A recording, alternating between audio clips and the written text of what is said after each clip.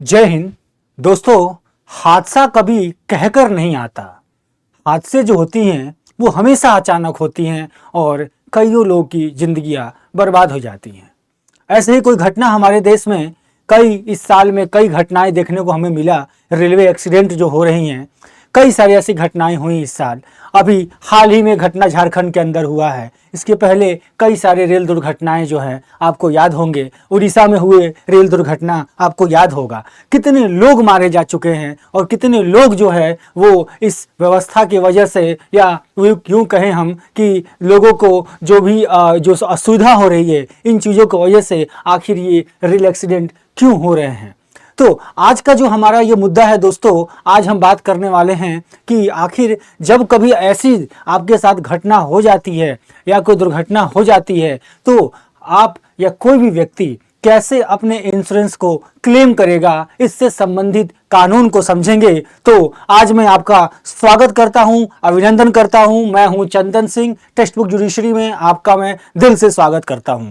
तो दोस्तों, आज का जो ये टॉपिक है, आप जैसा कि देख रहे हैं, हमने यहाँ पे मेंशन किया है कि सिर्फ 45 पैसे में आप 10 लाख रुपए की जो है वो इंश्योरेंस अपना क्लेम कर सकते हैं। और ये जो लॉ है या ये जो बातें बताई गई हैं, ये इंडियन रेलवे के द्वारा यानी कि आईआरसीटीसी के द्वारा, आईआरसीटीसी ने इस तरह की फैसिलिटी का शुरुआत 2016 में किया था। दोस्तों, आपने टिकट तो बुक किया ही होगा। आप हमेशा कहीं ना कहीं सफ़र कर रहे होंगे।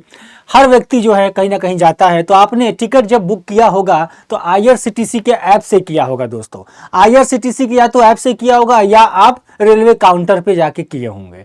तो अगर आपने आईआरसीटीसी के ऐप से किया है तो आईआरसीटीसी के ऐप पर जब आप टिकट को बुक करते हैं, अपना प्लेस डालते हैं, डेस्टिनेशन प्लेस डालते हैं, ट्रेन सर्च करते हैं, अपना नाम पता भरते हैं, इसके बाद आपको एक छोटा सा पॉइंट दिखता है, वहाँ लिखा रहता है कि क्या आपको इंश्योरेंस जो है वो चाहिए या नहीं चाहिए। दोस्तों, ये 45 पैसे का इंश्योरेंस आपके लिए कितनी आवश्यक है और लॉ के भाषा में आपको क्या क्या राइट्स दिए गए हैं, यानी कि कानून आपको कौन कौन से राइट्स देता है इसके अंदर, और कानून क्या क्या बातें करता है, आज इस अवेयरनेस वाली इस टॉपिक को हम समझेंगे अपने इस कानूनी पिटारा के 5वें नंबर एपिसोड में। तो दोस्तों, चलिए शुरू करते हैं। जैसा कि आप देख रहे हैं, जो घटनाएं हो रही हैं हमारे देश में, और जो घटनाएं हमारे देश में रेलवे की जो हो रही हैं, ये कहीं ना कहीं हमारे सिस्टम या हमारे जो भी हमारे साथ हमारे आसपास की जो व्यवस्था है उसके वजह से हो रही हैं। खैर, इसके ऊपर जो हमारा टॉपिक नहीं है, हमारा टॉपिक है कि हमें ये समझना है कि जब ऐसी कोई घटना हो जाती है तो एक लॉ के स्टूडेंट के तौर पे या एक जिम्मेवार नागरिक के तौर पे हमें क्या क्या हमारे पास अधिकार हैं जो कि हमें अपनाना चाहिए।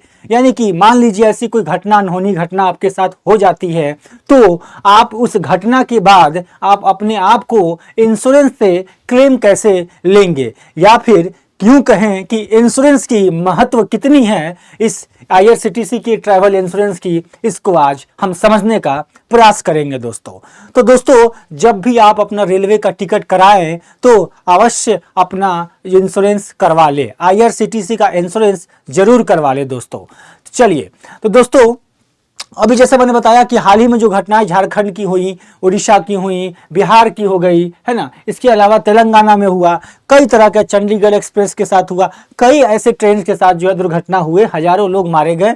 कई सारे ऐसे लोग हैं, इतने सालों से जो दुर्घटनाएं हो रही हैं, कई हजार लोग मारे जा चुके हैं रेलवे एक्सीडेंट में।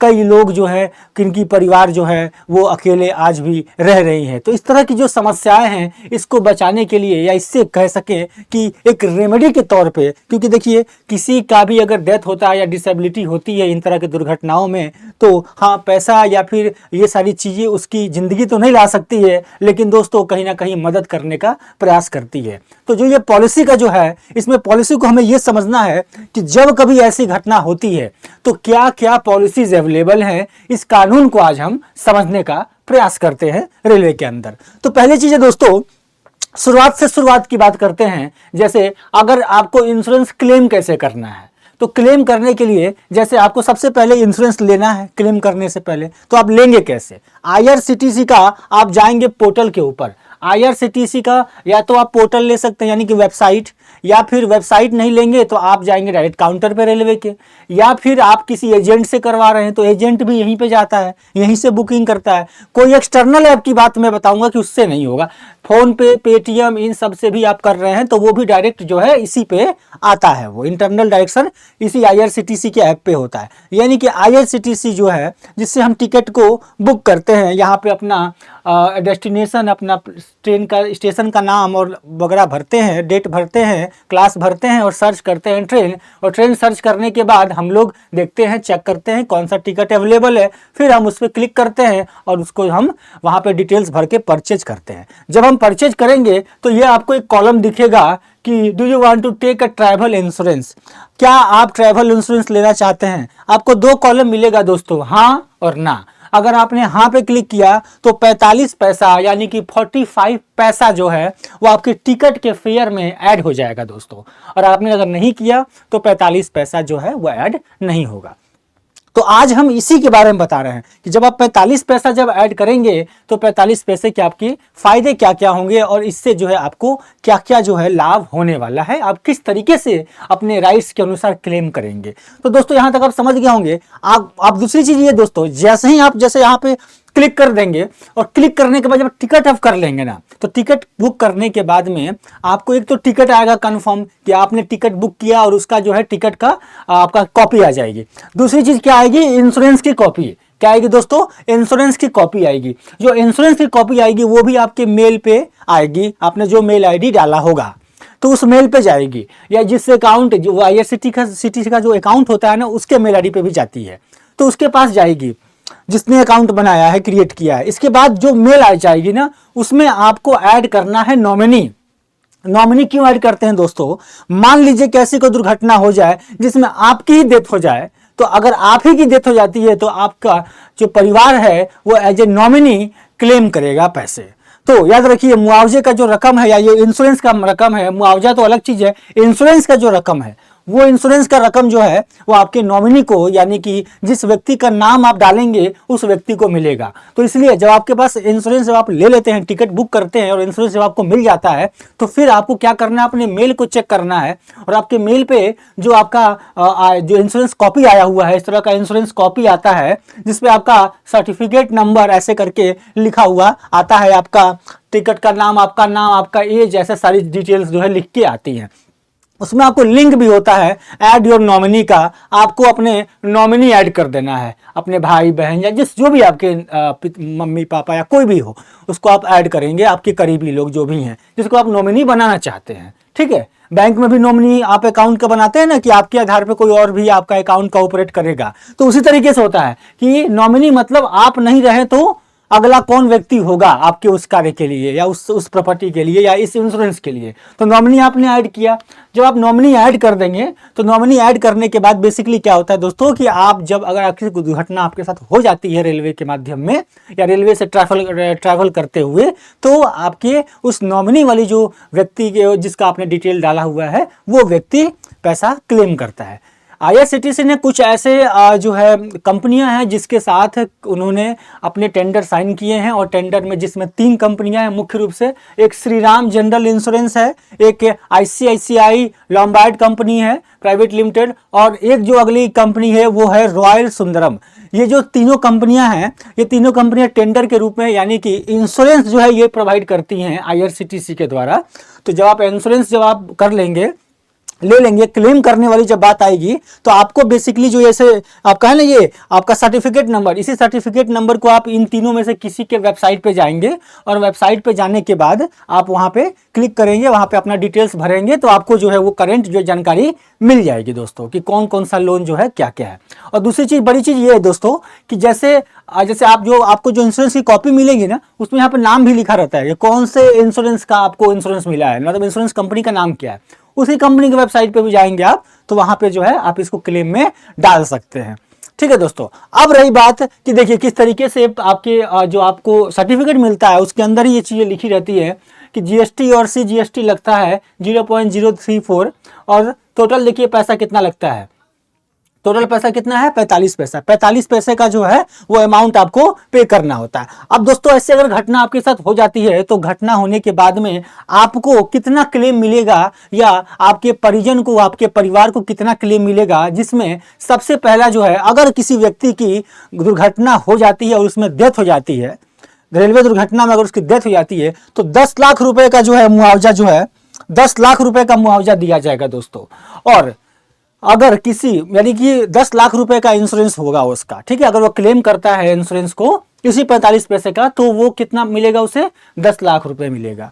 और अगर कोई व्यक्ति परमानेंट डिसेबल हो गया है, मतलब वो बिल्कुल ही चल नहीं सकता है, बिल्कुल ही चल नहीं सकता है, या बिल्कुल ही वो ऐसा हो चुका है कि उसका एक अंग खत्म हो चुका है, वो बस जिंदा है, अब कुछ भी नहीं है, तो ऐसे में भी 10 लाख रुपए जो है उसके परिवार को या उसको मिलेगा। ठीक है, इसके बाद परमानेंटली पार्शियल डिसेबल, यानी कुछ ऐसे पार्ट डिसेबल हो गए हैं, थोड़ा सा काम कर रहा है थोड़ा सा नहीं कर रहा है, इस केस में 7.5 लाख रुपए का जो है मुआवजा, 7.5 लाख रुपए का इंश्योरेंस जो है वो क्लेम कर सकता है।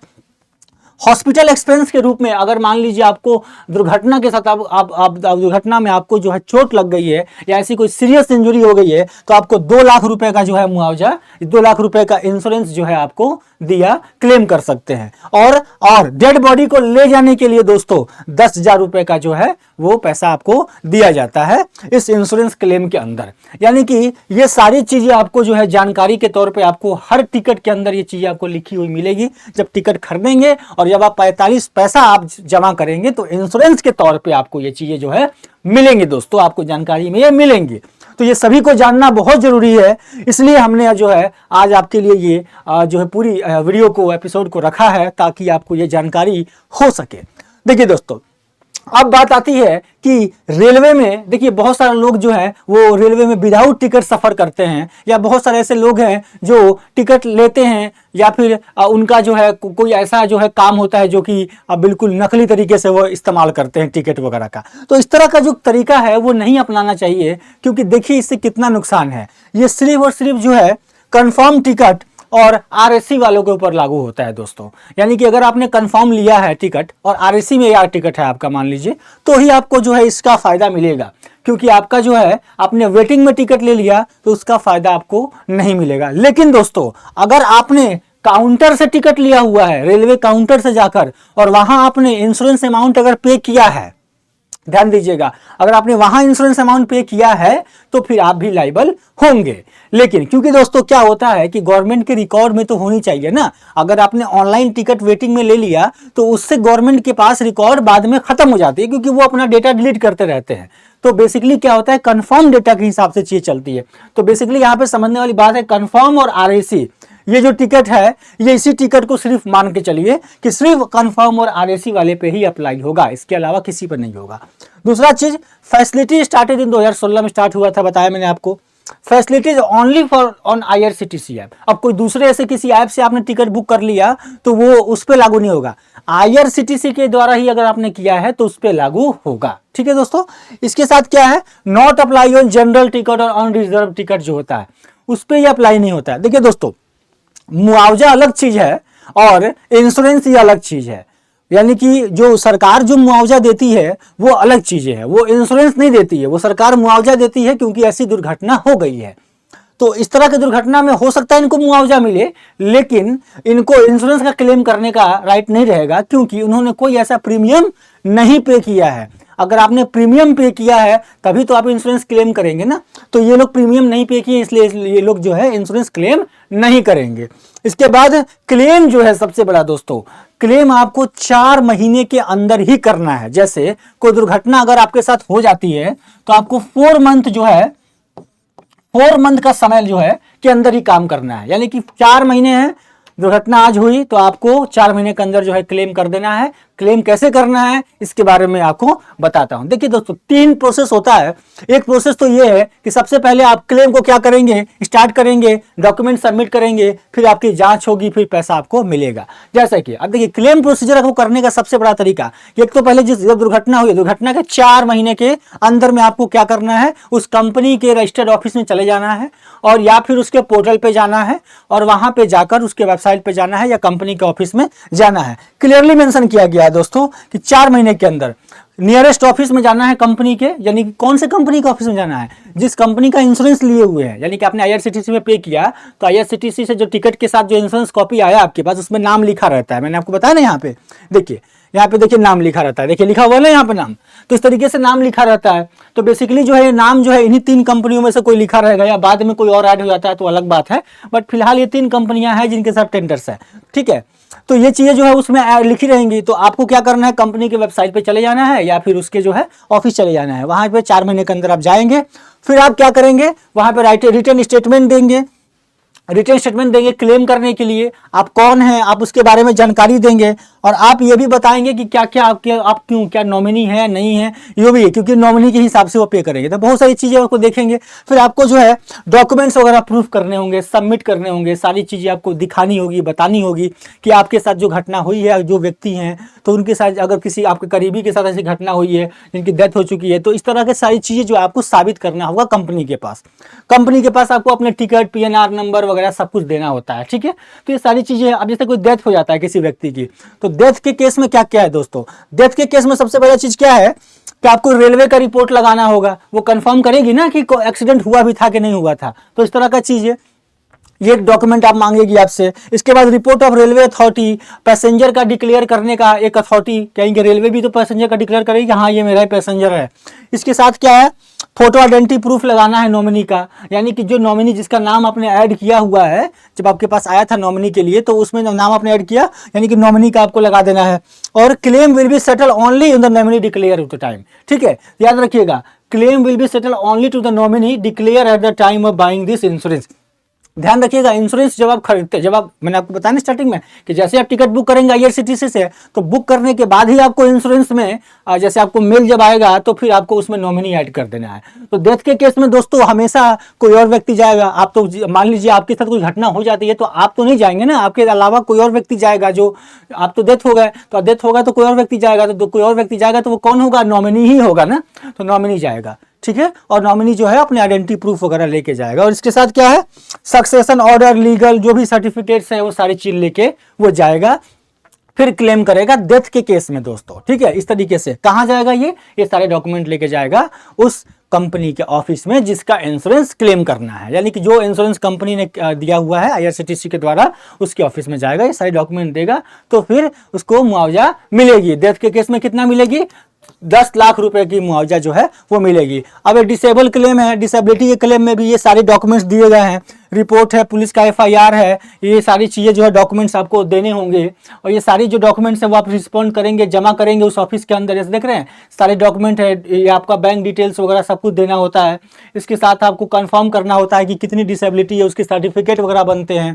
तो ये सारी डॉक्यूमेंट जो है आप इसके साथ आप अपलोड करेंगे, देंगे उनको, सारी मेडिकल्स बिल लगाएंगे, तो उस हिसाब से सारी चीज़ें क्लेम होती है, ठीक है। तो इसके केस में अब इन पर लागू नहीं होगी दोस्तों।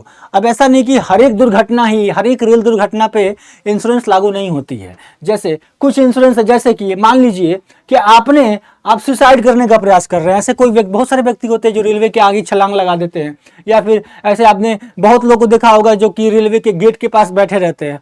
तो इस तरह की जगह वजह से अगर दुर्घटना होती है, ट्रेन चल रही है और ट्रेन अचानक से वो ऐसे मुड़ गई, मान लीजिए उसको ऐसे जोर से झटका दिया और व्यक्ति, बैठा हुआ व्यक्ति नीचे गिर गया, तो वो बैठा ही उस जगह पे है जहां पे वो गिरने का संभावना है, तो उस तरह के क्लेम को नहीं किया जाएगा। या फिर जैसे कि लिखा है ना कि विच अंडर द इन्फ्लुएंस ऑफ, शराब पी के बैठ गया है, शराब पिया हुआ है, ड्रग्स में है, या फिर वो व्यक्ति जो है वो ब्रीच ऑफ लॉ, कोई क्राइम करने का प्रयास कर रहा है, या फिर रेलवे के ट्रैक को पास कर रहा है, रेलवे ने उड़ा दिया उसको, ट्रैक पास करना जो है अलाउड नहीं है, और कोई व्यक्ति ट्रैक पास करेगा तो उसमें जो है उसका उस तरह कंडीशन में इसके अंदर नहीं आएगी। इसके साथ क्या है दोस्तों, एडवांटेज लेता है स्पोर्ट्स का, या फिर बहुत सारी ऐसी चीज़ें हैं जैसे कि डायरेक्टली है, कोई बीमारी है, या कोई उसके अंदर कोई ऐसी बीमारी है उसको, अब रेलवे के अंदर ही डेथ कर जाता है। तो इस तरह के अगर कोई चीज़ें होती हैं, पूरी एक लिस्ट बनाई गई है कि बहुत सारे ऐसे कार्य हैं, या शारीरिक रूप से अगर विकलांग है, या बहुत सारी ऐसी चीज़ें हैं जो कि ये शो करता है कि वो व्यक्ति अगर कैपेबल नहीं है किसी चीज़ के लिए, या फिर हो सकता है उसकी संभावना है, या इस तरह का वो कार्य करता है, तो उसके ऊपर लागू नहीं होता है, ठीक है। यानी कि ये इंश्योरेंस जो है रेल हादसों के ऊपर लागू होता है, ठीक है। रेलवे के द्वारा अगर हादसे में किसी व्यक्ति को कुछ हो जाता है तो उसके ऊपर लागू होता है। आप देखते होंगे हमेशा रेलवे ट्रेन प्लेटफॉर्म्स में आप देखते होंगे किस तरीके से लोग जो हैं धक्का मुक्की करके जो है अंदर जाते हैं। हाँ, इनकी भी मजबूरी है, ट्रेन की टिकट नहीं मिलते हैं, लेकिन जान है तो जहान है दोस्तों। जान होना और जान रहेगी तभी तो आप आगे रह पाएंगे ना। तो जान है तो जहान है, इसलिए याद रखिए इंश्योरेंस लेके जाइए और इस तरह से ट्रैवल नहीं कीजिए, क्योंकि कोई भी अगर दुर्घटना होती है तो किस दुर्घटना में आपके परिवार को झेलना पड़ सकता है। तो इसी के साथ जो है ये पूरी जानकारी मैं आपको दिया। ये पूरी की पूरी जानकारी के अंदर हमने आपको ये समझाने का प्रयास किया है कि आखिर जो है किस तरीके से रेलवे के अंदर अगर ऐसी कोई चीज़ें होती हैं, IRCTC का अगर टिकट आप लेते हैं तो आप IRCTC के टिकट के द्वारा कोई दुर्घटना अगर आपके साथ हो जाती है ट्रेन में तो आप किस तरह से क्लेम करेंगे, इसके बारे में मैंने आपको प्रॉपर जानकारी आज बताई और पूरी लॉ के बारे में मैंने आपको बताया। तो होप सो कि आपको समझ में आया होगा, आपको चीज़ें समझ में आई होंगी। अगर आपको अच्छी लगी होगी तो कमेंट कीजिए, सब्सक्राइब कीजिए टेक्स्ट बुक जुडिशरी को। जय हिंद, जय भारत।